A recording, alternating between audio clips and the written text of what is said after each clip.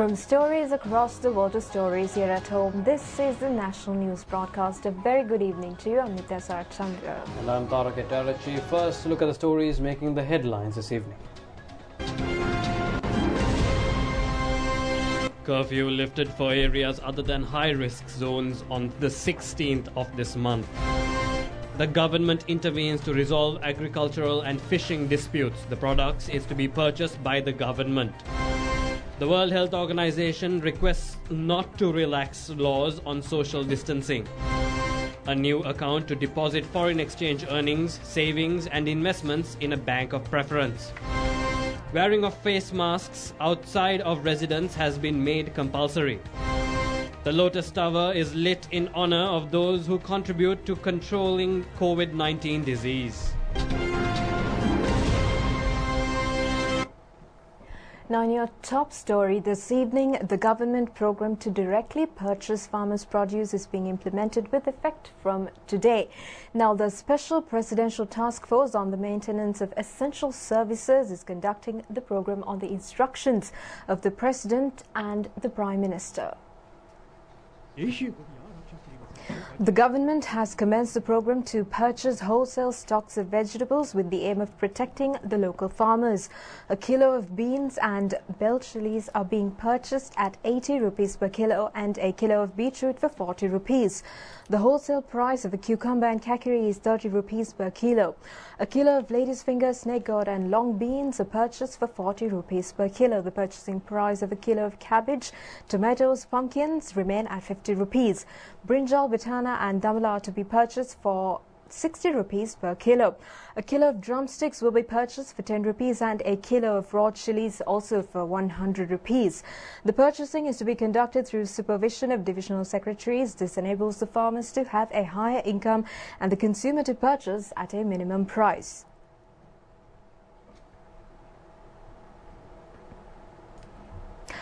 Purchasing of vegetable stocks took place in several locations in Dambulla today. A sum of 300 million rupees was set aside in this regard.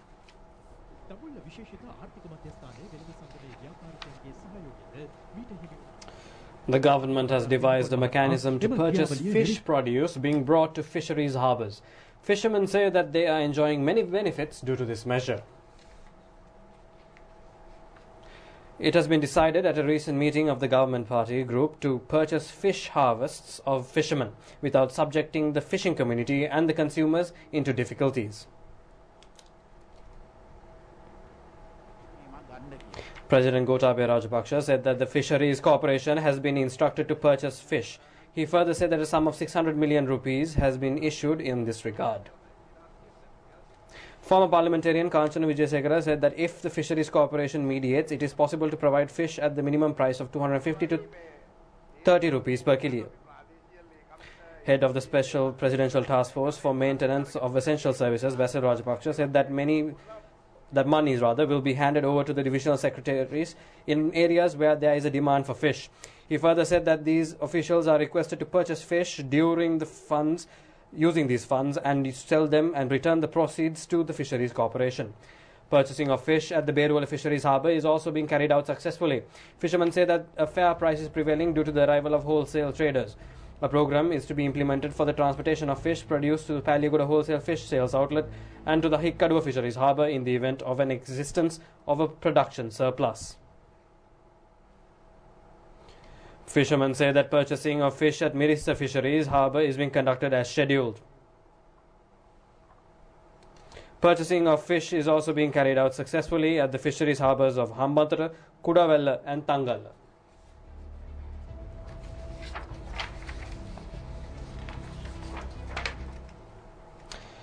First Diocesan Archbishop of Colombo and the 7th Archbishop of Colombo, His Eminence, Right Reverend Nicholas Marcus Fernando, has passed away yesterday at the age of 88 years.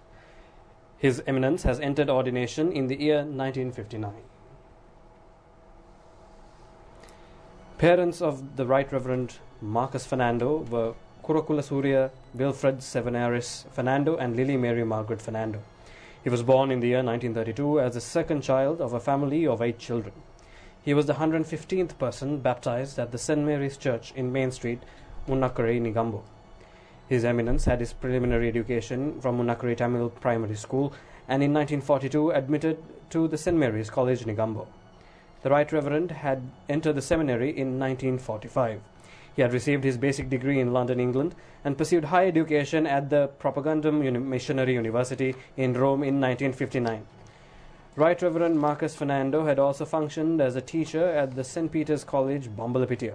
He had also held the post of Archbishop of Colombo for a period of 25 years and retired on the 26th of July 2002. The remains are scheduled to be brought to the Church of the Miraculous Lady in Main Street, Negombo tomorrow morning. The final rites will take place at the church premises at 2 p.m. on the 13th of this month, upon service in presence of the bishops of the Holy Diocese.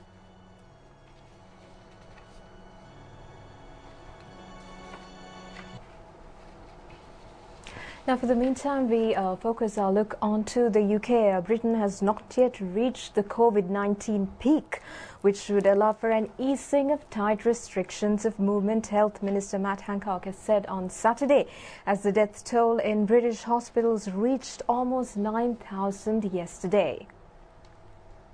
Cases of the new coronavirus have not yet reached their peak in the UK, meaning tight lockdown restrictions won't be easing anytime soon, Britain's health minister said on Saturday. The death toll in hospitals across the country stood at almost 9,000 as of Friday, with more than 980 fatalities recorded, a figure which exceeded the deadliest day so far in Italy, the country worst hit by the virus, and Britain's worst day yet.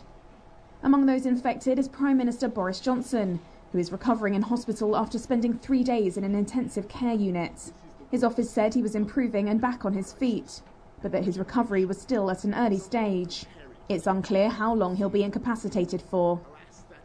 Britain imposed a lockdown 3 weeks ago in a bid to curb the spread of the virus. The government has come under increasing pressure to detail how long the strict measures on movement will last, with people forced to stay at home and many businesses unable to operate. On Friday, Health Minister Matt Hancock insisted Britons avoid going out in the spring sunshine over Easter. This Easter will be another test of the nation's resolve. It's a time of year when people normally come together, but however warm the weather, however tempting your local beach or park, we need everyone to stay at home. Because in hospitals across the country, NHS staff are battling day and night to keep desperately sick people breathing. The number of deaths linked to the novel coronavirus reached at least 100,000 on Friday, as cases passed 1.6 million, according to a Reuters tally.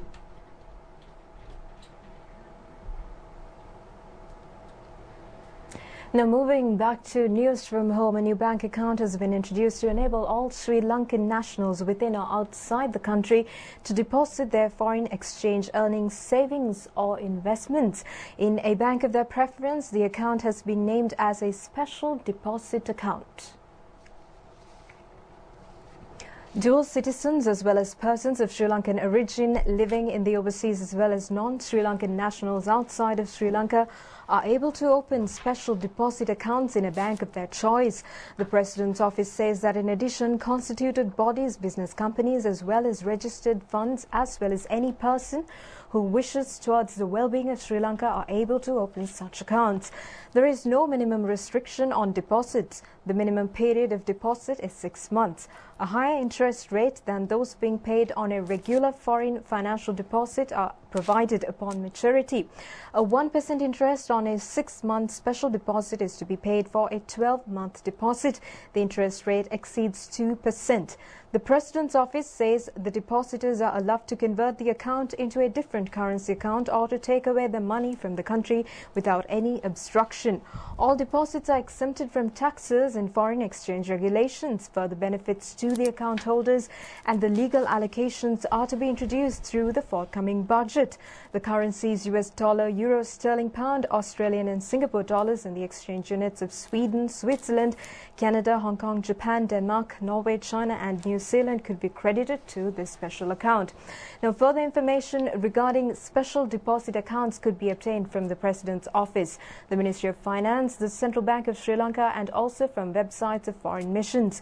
The President's office invites all those who wish upon the interests of Sri Lanka to make use of this opportunity as an intrusion to the COVID-19 prevention and social security program. China has donated to Sri Lanka more than 20,000 sets of PCR testing equipment used in identifying COVID-19 patients. The value of each set is around 130,000 US dollars. The machines were brought to Sri Lanka from Shanghai City, China last night in a special aircraft. The items were contributed by the globally acclaimed trade network, the Alibaba Foundation, and by a foundation owned by Jack Ma, who has acted as the head of the Alibaba Group. The Chinese embassy in Sri Lanka says that the stock of medical equipment was donated to Sri Lanka as a mark of recognition of the program being conducted by the Sri Lankan government to control the spread of viral disease. A communique issued by the embassy further says that the equipment confirms the standards set by the Ministry of Health and Indigenous Medicine. The Chinese embassy, upon inquiry of the national television, further said that another stock of nearly 20,000 PCR machines will be donated to the Sri Lanka next week. Meanwhile, a stock of 5,000 face masks donated by the IDI Hospital of China and the Sichuan People's Association for Solidarity with Foreign Nations was handed over to the National Blood Transfusion Center yesterday. The Sri Lanka-China Social Cultural Cooperation Agency has taken the forefront in contributing these items.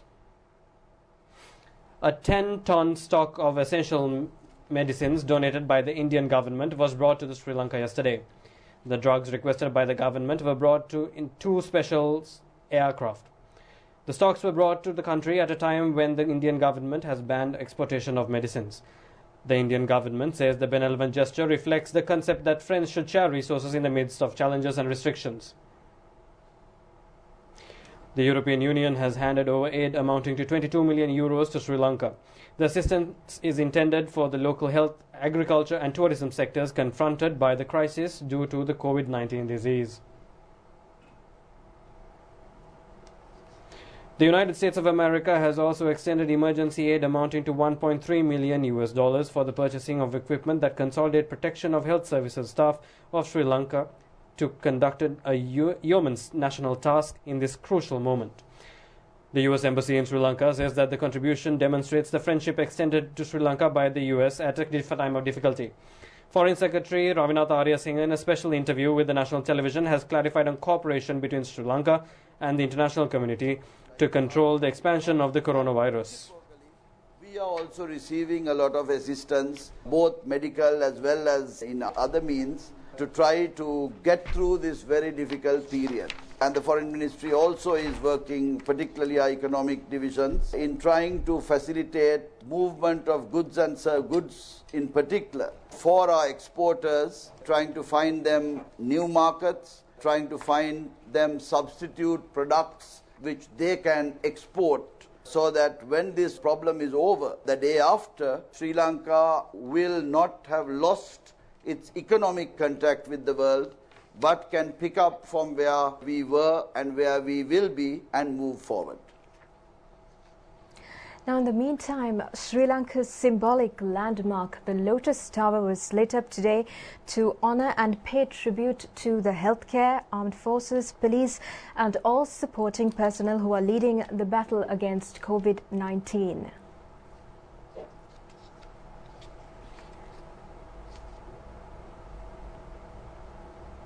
The tower was lit at 6:45 p.m. today with a special theme in recognizing the dedication and commitment that continues to inspire us, as well as an example to the world, according to the Telecommunication Regulatory Commission of Sri Lanka.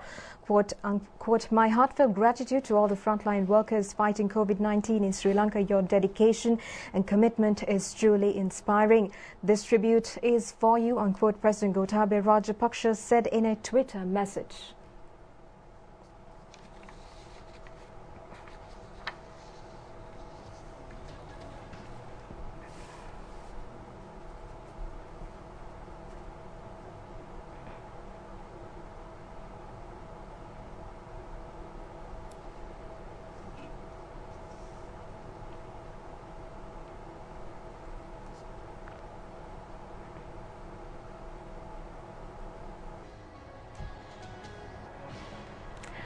Welcome back. We move on to more stories from home now.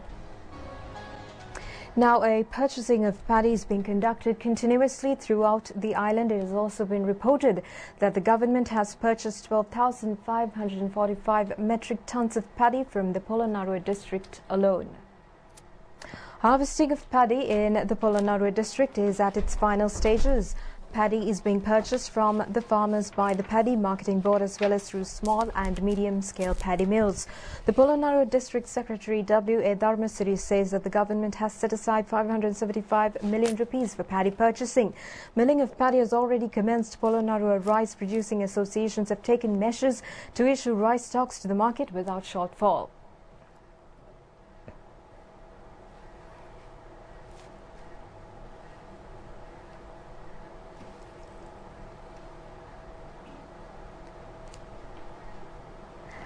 With the declaration of all paddy mills as an essential service, many of the paddy mills in the Hambantota district have also commenced paddy purchasing and pounding.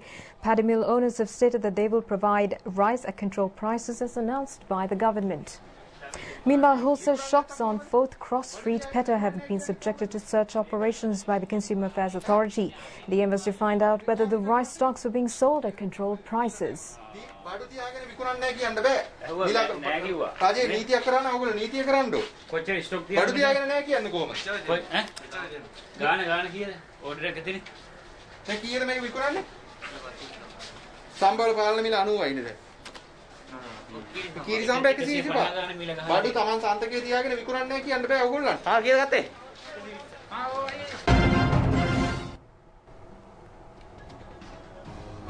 That's all the news we have for you tonight. The national news broadcast will return tomorrow, and until then, a very good night to you all.